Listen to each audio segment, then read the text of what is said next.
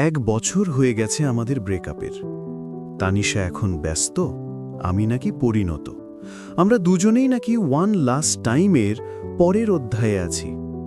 কিন্তু জীবন এমন জায়গায় নিয়ে গেল যেখানে কাকতালীয় শব্দটাই সবচেয়ে বড় নাট্যকার। সেদিন অফিসের এক ইভেন্টে গেলাম। ভেতরে ঢুকে দেখি তানিশা, ওর হাতে মাইক্রোফোন, বলছে আজকের সেশন হলো কিভাবে এক্স থেকে এক্সপিরিয়েন্স হয়। আমি মুচকি হেসে চুপচাপ বসে গেলাম। ওর চোখ আমার চোখে পড়তেই থেমে গেল মুহূর্তের জন্য। তারপর বলল, কখনো কখনো আমরা যাদের মিস করি তাদের দেখলে নেটওয়ার্ক আবার জ্যাম হয়ে যায়। পুরো হল হেসে উঠল, আর আমি কফির কাপে মুখ লুকালাম।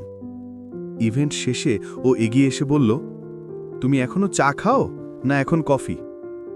আমি বললাম, তুমি যেদিন গেছিলে কফির সঙ্গে মিষ্টিও চলে গেছিল।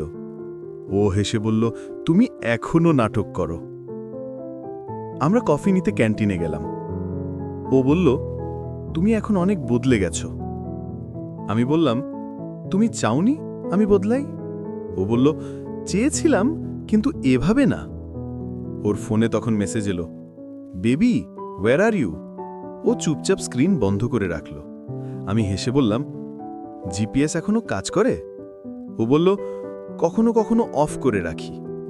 আমি বললাম, তুমি খুশি? ও বলল, হ্যাঁ হয়তো। আমি জিজ্ঞেস করলাম, হয়তো? ও বলল, তুমি বুঝবে না, এখন তোমার হাসি বড় শক্ত। ঠিক তখন পাশের টেবিলে একটা জুটি ঝগড়া করছিল। তানিশা হাসল, বলল, আমাদের মতো তাই না? আমি বললাম, হ্যাঁ, কিন্তু আমরা এখন সিনিয়র এক্সপার্ট। ও বলল, তুমি জানো আমি এখনো ঘুমোতে পারি না যদি ফোন সাইলেন্ট থাকে। আমি বললাম, আমি এখনো ফোন চার্জে দিই যেন তুমি কল দাও। দুজনেই হাসি ফেললাম, কিন্তু হাসিটা কেমন জানি ভেজা ছিল। ওর চোখে একটু জল। বলল, আমরা হয়তো ঠিক ছিলাম কিন্তু সময়টা আমাদের পক্ষে ছিল না। আমি বললাম, আমরা দুজনেই টাইমিং মিস করেছি কিন্তু কেমিস্ট্রি ঠিকই ছিল। ও উঠতে গেল। আমি বললাম, একটা প্রশ্ন? ও থামল। আমি বললাম, তুমি কি কখনো এখনো আমাকে মিস করো? ও একটু চুপ থেকে বলল, আমি মিস করি না, আমি শুধু মনে রাখি। নীরবতা। ও চলে গেল। আমি জানলা দিয়ে তাকালাম। বাইরে হালকা বৃষ্টি পড়ছে, যেন আকাশও একটু মিস না করার চেষ্টা করছে। আমার হাসি এলো, সত্যি হাসি। হয়তো এটাই প্রেমের আসল কমেডি। শেষেও মন খারাপ হয়, কিন্তু চোখে জল এলেও ঠোঁটে হাসি থেকে যায়।